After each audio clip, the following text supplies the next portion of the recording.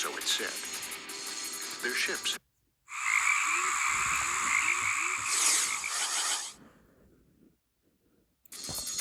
Throughout human history, they have descended from the sky, bearing wisdom and superior technology. Or so it's said. Their ships have apparently been caught on film again and again, though never completely convincingly.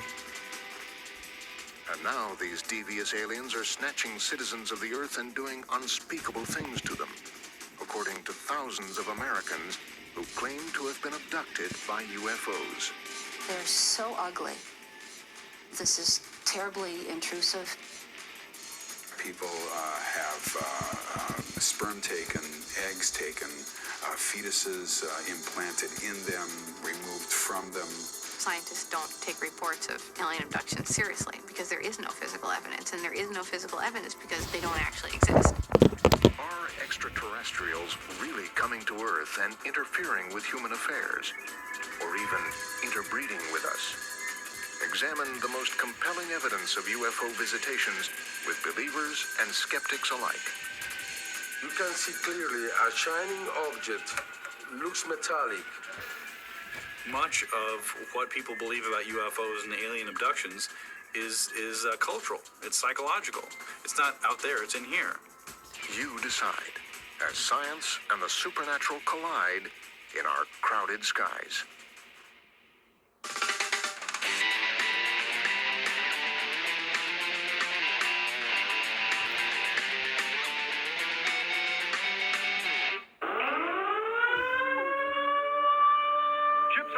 Source are approaching from the sky.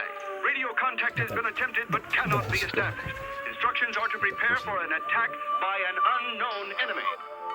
Our modern love-hate relationship with unidentified flying objects and their alien pilots has been going on for more than 50 years now. But some people think that aliens have been around far longer than we have, that indeed they've given our evolution the occasional shove in the right direction. How else could the ancients construct, say, the Great Pyramids of Giza, or the giant Nazca lines of Peru, which only make sense from the sky? How is it possible that Iron Age Europeans drew a humanoid in a spacesuit? These creatures, they have found a way to come to the air. They could be more intelligent than we are. Sure, it's possible that aliens came down and helped ancient Egyptians build the pyramids. But the problem is there's no evidence for this. The assumption that humans aren't smart enough to have figured this out is frankly insulting. UFO researchers who call themselves ufologists assign our close encounters with supposed visitors from outer space into 4 categories. There are close encounters of the first kind, where UFOs are seen at close range but leave no physical evidence behind. A startling encounter one afternoon in the skies over Mexico falls into this category.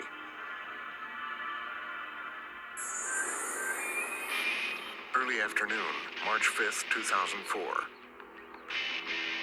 A Mexican military surveillance aircraft on a routine mission searching for drug smugglers records a sequence of unidentified objects, at one point numbering as many as 11.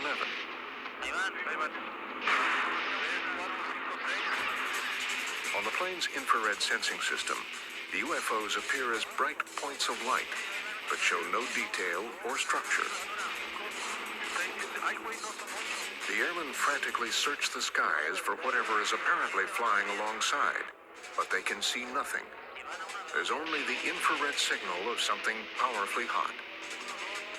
Air traffic controllers say that they can see nothing unusual on their radar screens. In the end, the plane lands with the crew, air traffic control, and the military apparently clueless as to what has happened. We'll examine this close encounter of the first kind in greater detail later. But first, the other types of encounters. Close encounters of the second kind entail UFO sightings accompanied by physical traces of their visit. Many have argued that the famous crop circle phenomenon falls into this category. People spot eerie balls of light over fields of wheat, and later find crops flattened into spectacular formations. Recently, strange circular formations in grass have been associated with UFO sightings in Mexico. Then, of course, there are the famous close encounters of the third kind. This involves actual contact, often by speaking telepathically to alien beings. At the far end of the spectrum are those who have had close encounters of the fourth kind, also called alien abduction. When I regained consciousness, I was on a table. From the first, Hollywood latched on to the idea of big-eyed brutes from beyond doing nasty things to us. But for those who believe they've been through the real thing, it's absolutely terrifying. They're so ugly and they're repulsive. And sometimes I wish you could think, oh, gee, it's a dream. You know, this isn't happening, but it is happening. I had several abductions when I was a child, I mean, very young. They happened very young. It starts from almost cradle to grave. That's the way it goes. Once you're in their program, you're in their program forever. Pam is a patient of Dr. David Jacobs, an associate professor of history at Temple University, a leading proponent of the abduction phenomenon. For more than 30 years, he's worked with so-called abductees, using hypnosis to help them regain buried memories of the experience. This is a subject that is the fringe of the fringe, and as an academic to study something like this is not a real good career move, shall we say. But one does not have the opportunity to participate in the understanding of a phenomenon of potentially enormous importance very often in one's life. Jacobs believes that at least 5 million Americans have been abducted by aliens and has heard hundreds of abduction tales, remarkably similar ones. I'm sleeping.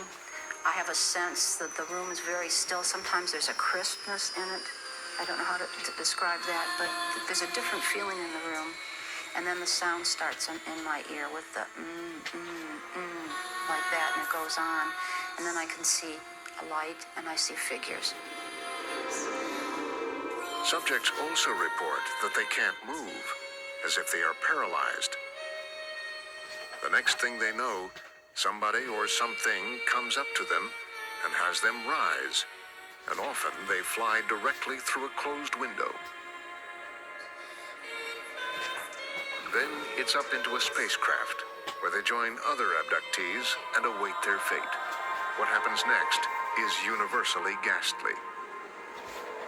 But before we hear the rest of Pam's horrifying story, a word of caution for those of you who might think you've been abducted and go in search of a therapist who uses hypnosis, guided imagery, etc., to recover buried memories of such events. Be careful what you want to remember. It's just dangerous. They're screaming in many cases. They're crying. They're rolling on the floor. What emerges in their hypnotic sessions feels intensely real to them. Dr. Susan Clancy, a psychologist and an expert in memory, has spent 6 years studying UFO abductees. She believes that abduction memories are not recovered in therapy, they're created there. Every abductee I worked with obtained their memories through hypnosis or what they called guided imagery. I don't know anybody that spontaneously developed memories of being abducted by aliens. Abductees often appear rational and sane, and most are acutely aware that their stories sound fantastic. But they counter, why would anyone choose to remember such painful events? We'll take a trip into the human psyche to answer this question and find some startling biological answers. We'll also re-examine the Mexican Air Force's amazing infrared footage to see if there might be a more down-to-earth explanation. But first, let's start with the basics. How did the obsession with UFOs begin? Perhaps not surprisingly, the modern era of UFO watching heated up during the first years of the Cold War, as people were craning their necks skyward, fretting about spy planes and incoming missiles. The event that really kicked off the craze took place in June of 1947. Kenneth Arnold was flying his private plane through the Cascade Mountains in Washington state when he saw a bright blue-white flash in the distance.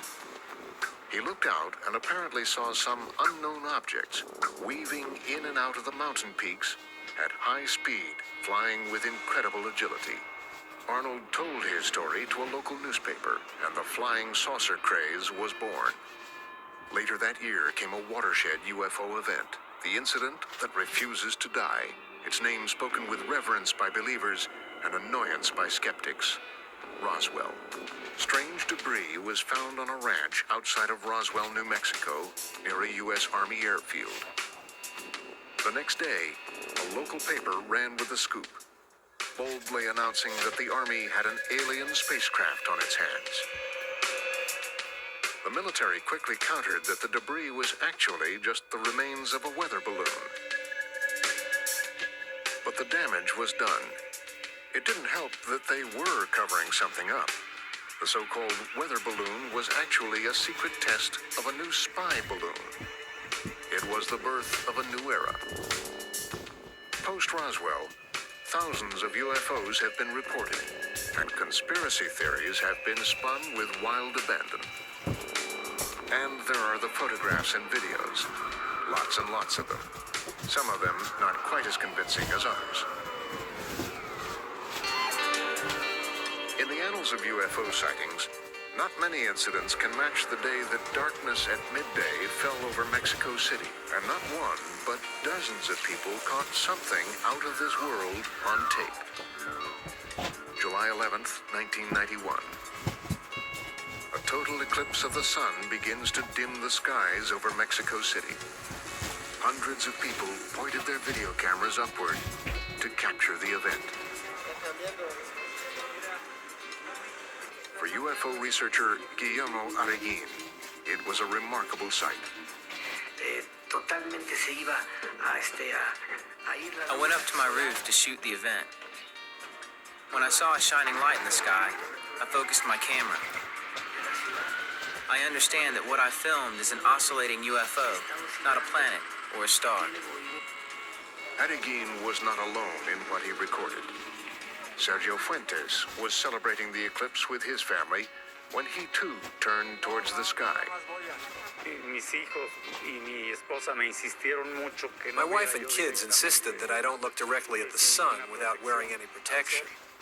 I paid attention to them, and I tried to continue filming everything that happened. I kept holding the camera, making sure it was pointing at the sun. Later, when Fuentes checked the tape, he was amazed to find that he had filmed a UFO. Over the next several days, reports of UFO sightings flooded in, causing a media frenzy. Nationally known investigative journalist Jaime Maussan hosted a marathon 10-hour program on UFOs that included a discussion of the sightings. He asked viewers to go back and look at what they recorded with their handycams. When I presented this in television, many people called to say, I saw it. You can see clearly a shining object, looks metallic, with a black shadow underneath, a silver disc-shaped object. We believe that this was not a star or some kind of problem with the camera, distortion of the camera. The video is the evidence to prove that this is real. And that day, my life changed completely. Because from that moment on, people wanted me to talk more about UFOs than anything else. Some find the evidence less than life-altering.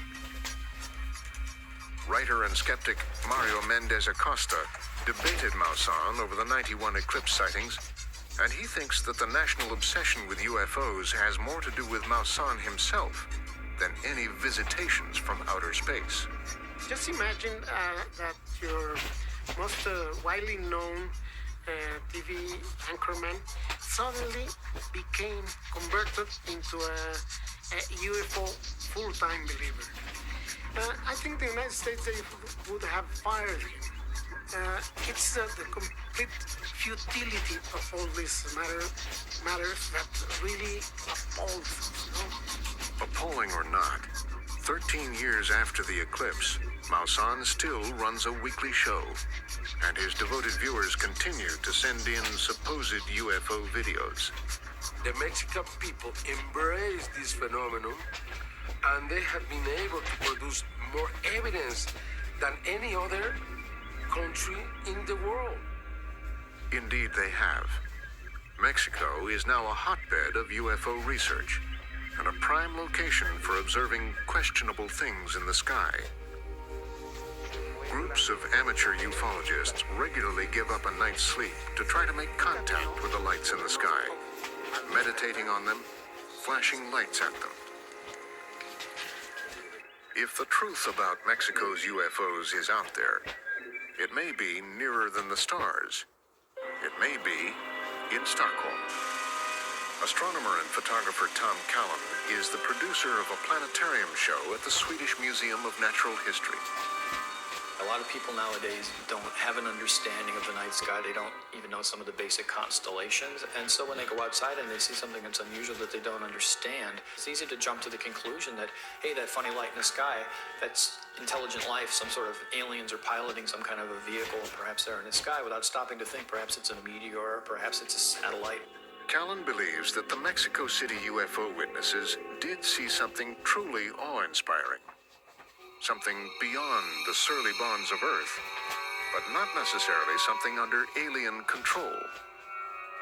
In the Mexico City video, we see a sky that's already darkened because the eclipse is already in progress. We see a few clouds floating around, and then the camera zooms in on this object.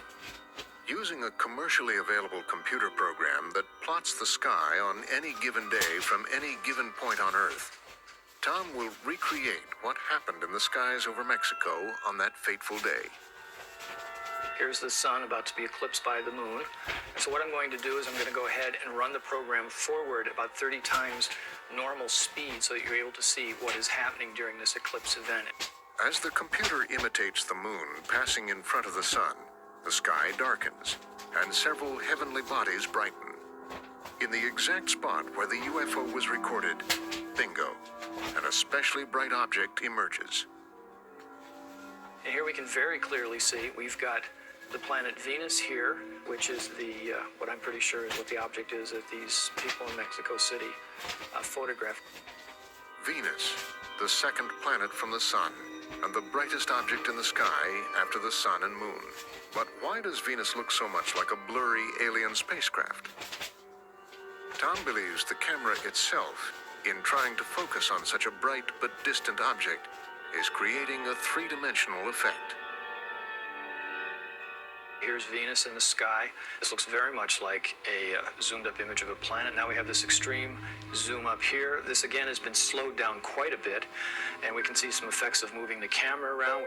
That dark line that we're seeing here, that's not the underside of anything in particular. That what we're seeing is an artifact from the camera. It just takes and makes a common, everyday celestial object look kind of mysterious. But not so fast. Everyday celestial objects can't be responsible for all of Mexico's UFO sightings. Take, for example, this remarkable object seen hovering in the vicinity of an active volcano called Popocatépetl. That's clearly not a planet or a star, and it certainly isn't behaving like an airplane. The object was captured on video by architect Mario Ramirez, who lives in the shadows of the volcano. Like many here, he believes that volcanic activity attracts the UFOs to Mexico, and he claims to have seen an entire fleet of ships fly into the crater back in 1988.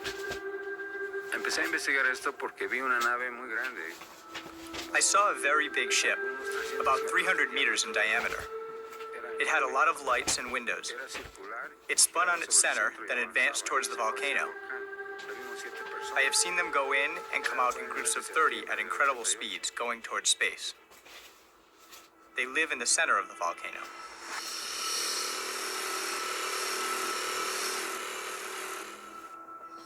Back in 2000, Ramirez was studying a stone formation near the volcano that he thinks is some sort of ancient astronomy textbook, when something caught his attention. Estaba yo aquí en esta piedra, haciendo observaciones con el cerro Tlapaltepec. I was here at the rock, making observations of Popo. I set up my camera, and then I saw a flash. And I wondered, why am I seeing a flash from the mountain?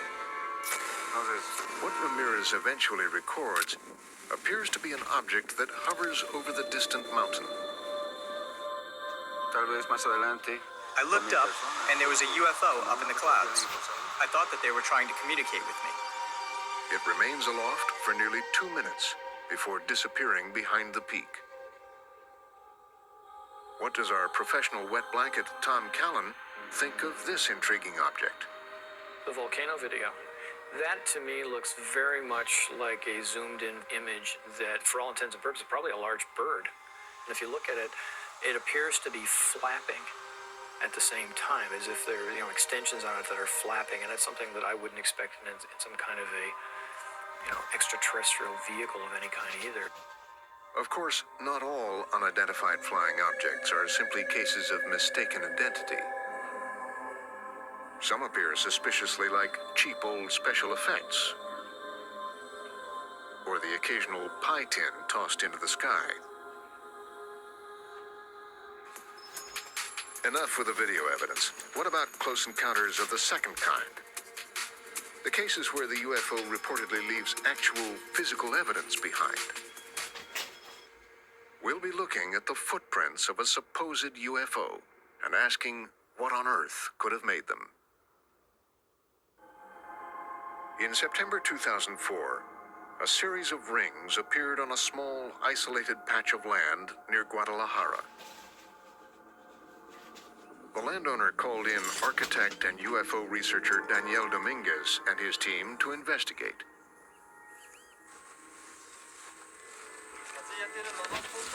They spent a few nights observing the field, and sure enough, a spherical light appeared. It passed directly over us, and its intensity of light went up. Then the light got lower, and it continued its trajectory. Dominguez claims that the light made changes in the grass that no man-made object could cause. For 4 weeks, they've been mapping out the circles and measuring their growth. They're also taking soil samples to test for radiation, which Dominguez believes caused the circles. We got this sample on September 17th. As you can see, the grass has a greener tone, and the blade's width is bigger than the rest of it. And this shows us that it was subjected to this radiation. From the evidence we've gotten, I'm inclined to think that these circles are products of a light energy that is produced by an object that comes from further away than the stars. But Dr. Laura Guzman thinks the answer may be really down to earth. She is a mycologist at the University of Guadalajara, Mexico's first lady of fungus, so to speak. But what on earth does fungus have to do with UFOs? This is a very big piece of mycelium growing around maybe a piece of wood or root. Eureka! Fungal mycelium. Why should we care? Because mycelium grows outward from a central point in rings, often called fairy rings. Some fungi will create a ring of dead grass, but others will actually fertilize the grass and cause it to be greener and lusher in the circle than in the surrounding area, especially if it's being fed by rotting organic matter like dead tree roots. These pieces of wood stimulate the growth of the fungi, and that's why sometimes there are many fairy rings growing, because there are wood under the soil. In my scientific opinion, I think that the thing that causes the fairy rings is a fungus, and there is not another explanation. But there are actually many thousands of fungi found in soil, and only 50 are known to cause the rings. To confirm that this is a fungus responsible for fairy rings, Dr. Guzman takes the sample back to her lab and puts it under the microscope. She looks for a telltale sign, a small protrusion on individual fungal cells, and confirms her suspicions. The fairy rings that we saw today were formed by fungi. What about Dominguez's claim that these rings were caused by radiation from the UFO? Dr. Guzman had the sample tested and found no elevated levels of any radiation. So this close encounter of the second kind turns out to be a close encounter of the mushroom kind. Mexico is awash in encounters of the first, second, and third kinds.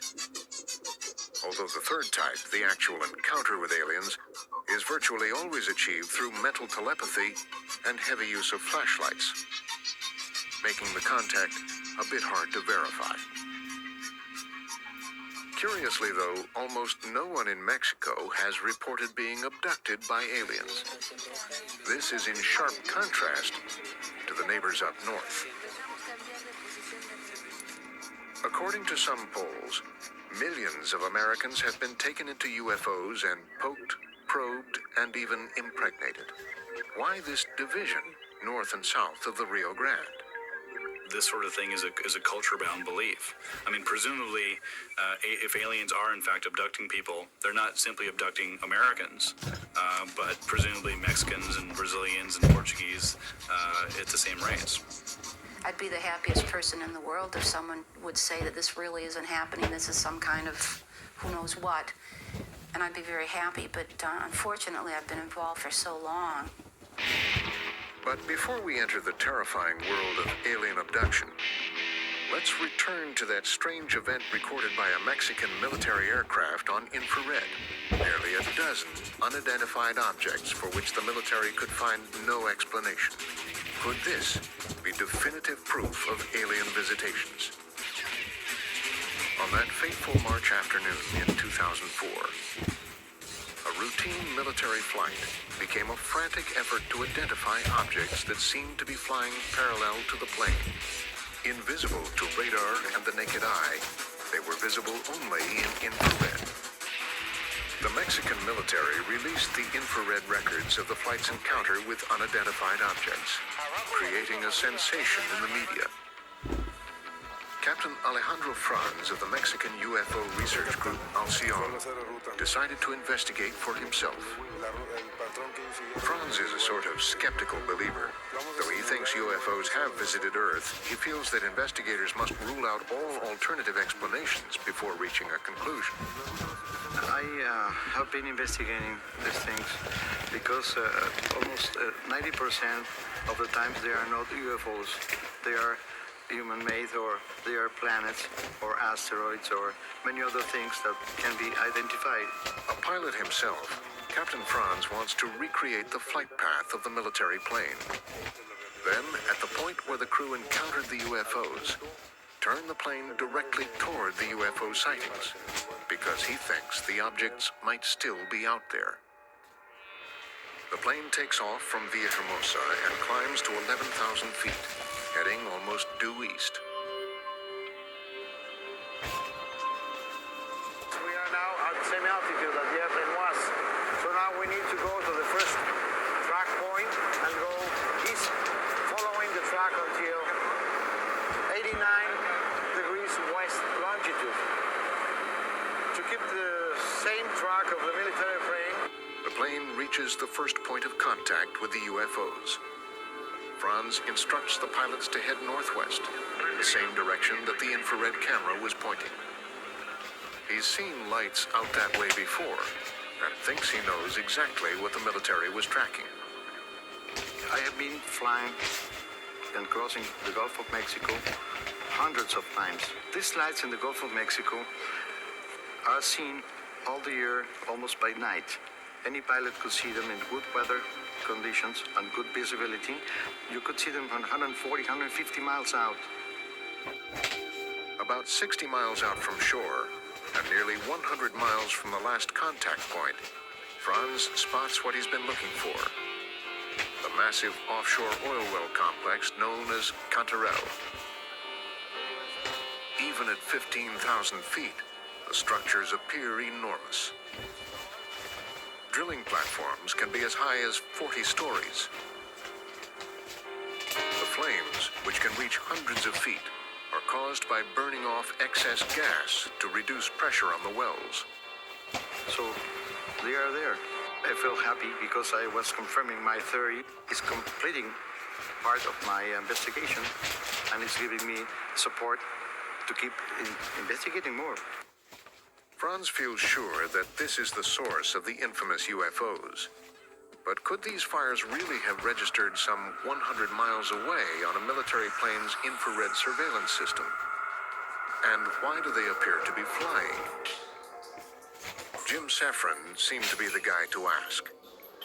He teaches and certifies infrared technicians and uses the technology himself to examine oil refineries and oil well platforms. First of all, we haven't established that these objects are flying. Some might get a sense here that the objects are moving. In fact, this is an optical illusion which is created by the clouds moving with respect to the objects, not the other way around. It's likely that what we're seeing is a very hot source of heat. And in this case, since we're out over the ocean, a reflection of that heat off of the surface of the ocean. It could be the flame and some of the smoke, or it could be just the flame. I would like to believe that there may be UFOs, but I just don't see evidence of that here. It's one thing to refute cold clinical evidence of UFOs captured on video or infrared. It's an entirely different thing to deal with compelling first-hand testimony of contact with aliens, especially if that contact is utterly brutal, with terrifying implications. What are we to make of people who have vivid memories of being abducted and subjected to bizarre medical and sexual procedures? If abduction scenarios are real, and advocates claim that millions of people show signs that they are, then a sinister threat beyond anything humans have imagined is upon us. But is it real? For the past 50 years, thousands of people have come forward to report that they have been abducted by aliens. But abduction proponent David Jacobs thinks this is just the tip of the iceberg, based on a survey he helped conduct in 1992. If you ask people, have they been abducted? About 1 million will say yes. But in fact, most people don't know that they've been abducted because the phenomenon is forgotten almost as soon as they return from the event. Apparently, the extraterrestrials try to block people's memories of the abduction, but it's an imperfect block. Hypnosis, Jacob says, can unblock those memories. Some people remember parts of abductions, they remember sequences of abductions, and they remember whole abductions. Hypnosis, for reasons that we do not understand, sort of opens the gates, and suddenly people start to remember the long-term memory that is remembered in an odd way for the first time. So the only way that they've been able to remember this is by getting into a really relaxed, focused, psychological state. What they remember is remarkably similar. Pam's experience is typical. She finds herself awake, but immobilized in bed. Small gray beings conduct her up to a waiting spacecraft. There, she joins others in a waiting area. Oftentimes I look around and I think that the other people that are sitting there look like they're really out of it. And Dr. Jacobs will tell me, well, they're probably looking at you thinking that you're really out of it too. Sometimes there are lessons. Sometimes there are physical examinations, and worse. The little gray guys are the escorts, and they're just little guys, and they have big eyes, and they're very, very thin. Then there's the taller ones that look like them, but are more intellectual. Generally, it starts with a staring procedure, and they stare at you, and the staring procedure lasts for a long time, and all you can see generally are these huge eyes, and you're lost in it. Sometimes it's an information dump. Sometimes they're doing physical things to you. Sometimes while they're doing that, someone is putting an instrument up one's nose or in the ear. And sometimes it's very painful. Sometimes they botch it. And sometimes things turn truly sinister. People have sperm taken, eggs taken, fetuses implanted in them, removed from them. Well, what I believe happens, and even at my age happens still, is that they take an embryo, which is a combination once again of us and them, and they insert it in us, and we carry it for about 10 weeks, and then they take it out. And then what they do with it, I've seen where they have bottles, these big bottles, and then they have these little ones suspended. Pam is not alone. Thousands report nearly identical memories. Awakening to find a light streaming into the bedroom, a feeling of paralysis and terror, levitation and transport to the examining room of a spacecraft by small gray humanoids, and examination by a much taller alien. How could so many people who do not know each other come up with such detailed and similar stories? What that does suggest is that there is a common conception of what an alien abduction involves, from films, from TV shows, from written accounts.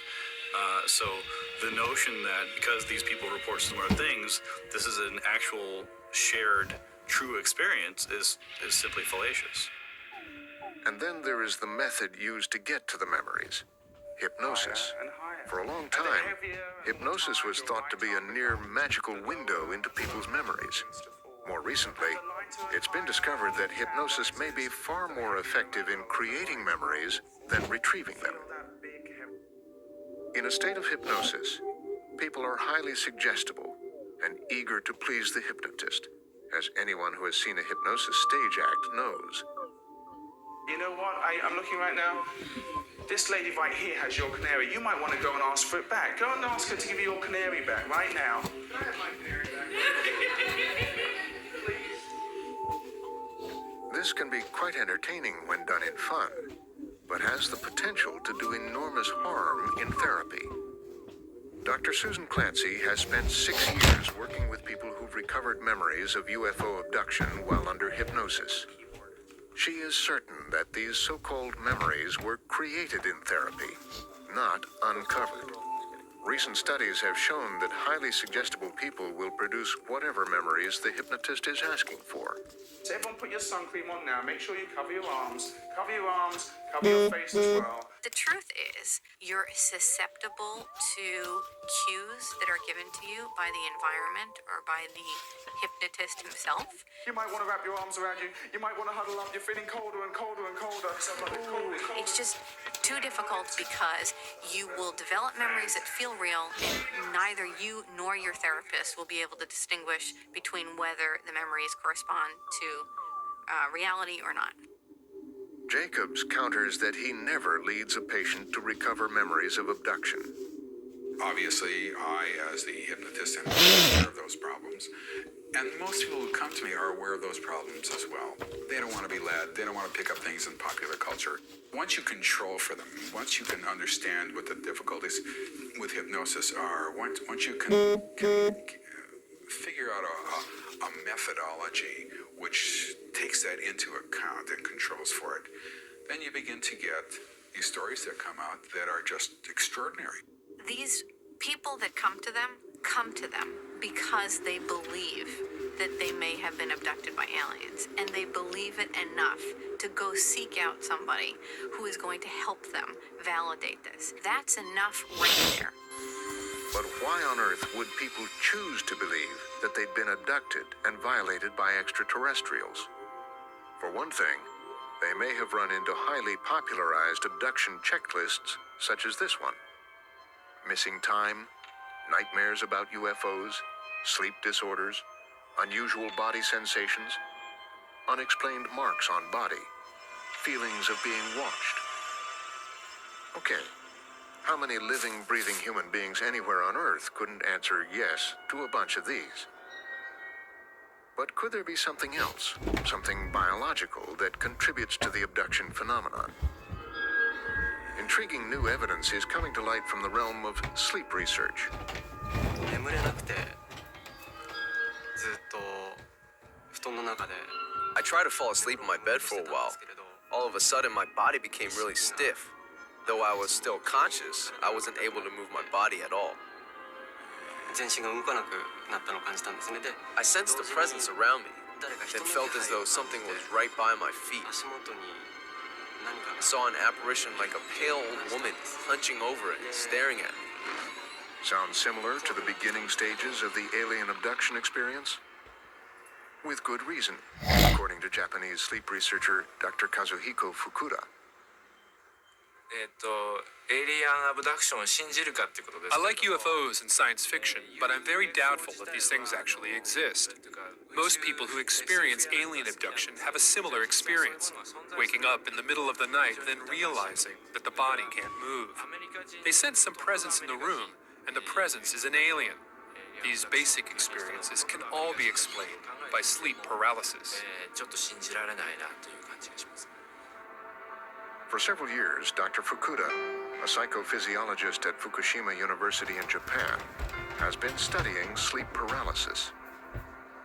It's commonly known here as kanashibari, or bound in metal, referring to the terrifying sense of immobility that sleep paralysis induces. Sleep paralysis occurs around REM, or rapid eye movement sleep. Because we dream during REM sleep, the brain temporarily disconnects our ability to move, so we won't act out our dreams and perhaps injure ourselves. It's an ingenious little mechanism, but if it fails to reconnect once you begin to emerge from sleep, you'll awake and feel paralyzed. In a sleep lab at the university, Dr. Fukuda attempts to recreate sleep paralysis. He attaches electrodes to the heads of subjects to monitor the brainwave activity as they sleep. There's a noticeable difference between the brain waves in the dream state of normal REM sleep and the kanashibari state of REM sleep. What we found is that the kanashibari state of REM sleep is very similar to the state when people are awake. So when someone actually experiences sleep paralysis, they feel like they're awake. After the subjects reach the correct REM stage, somewhere between dreaming and waking, Dr. Fukuda interrupts their sleep. Then he asks questions about what they were feeling at the moment.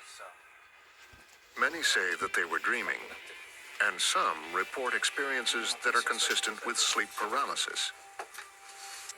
I could not move my hands. I felt like they were paralyzed. Some people see hallucinations. For example, they feel some weight on their chest or stomach, and when they open their eyes, something is sitting on them or standing by their feet. Some hear strange sounds, or sometimes feel like their body is floating. Dr. Clancy finds Dr. Fukuda's results compelling. In her 6-year study of abductees, every subject developed his or her beliefs after describing an episode that is consistent with a kanashibari-type sleep paralysis. You wake up in the middle of the night, you're unable to move, so you feel paralyzed, but you can still see things and hear things. And people will report seeing shadowy figures in the room or feeling like they're levitating. So you have dream mentation that's kind of like getting into your waking state. So maybe the images that you were dreaming about are there in your room. As Dr. Clancy and Dr. Fukuda note, the kinds of interpretations given to sleep paralysis reflect the culture in which they occur. Kanashibari has been widely accepted in Japan. In the 1700s, the British feared a demonic incubus that attacked women as they lay in bed, unable to move. In Newfoundland, the condition is called old hag and takes the form of a frightening old witch that sits on the chest of the sleeper. In China, it's been known for centuries as ghost oppression. In Zanzibar, it's called Popobawa, a flying cycloptic dwarf. For a present-day American culture awash in UFO beliefs, perhaps it's natural for sleep paralysis to be interpreted as alien abduction. But the question remains, what could anyone gain from believing something so terrifying that aliens had abducted and violated them? is not often talked about is that there are huge positive benefits, that there's something bigger than us, something technologically superior that's out there.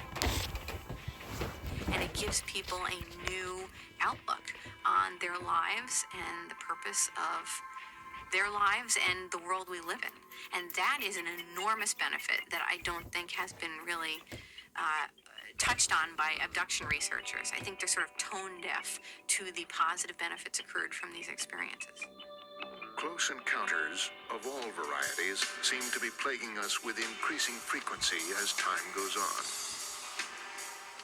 But does that mean they're genuine? If the aliens want to be seen, why not land on the White House lawn or at the Vatican? If they don't want us to realize that they're here, wouldn't they have the technology to hide from us? Wouldn't their mind blocks be impervious to our primitive hypnosis techniques? Then again, how could so many people be wrong? There's a goal to this program, and what they say it is an integration into the society, not necessarily by the gray aliens, but by these hybrid beings who look quite human. What if these creatures are real? What if all these videos are telling us that our planet is being observed? You see, you have to really try to open your mind. The striking lack of evidence tells me that much of what people believe about UFOs and alien abductions is cultural. It's psychological. It's not out there, it's in here. It's time for you to decide. But keep in mind this little tidbit that the history of civilization has bestowed on us. Keep it simple. Where a down-to-earth explanation suffices, why resort to out-of-this-world ones?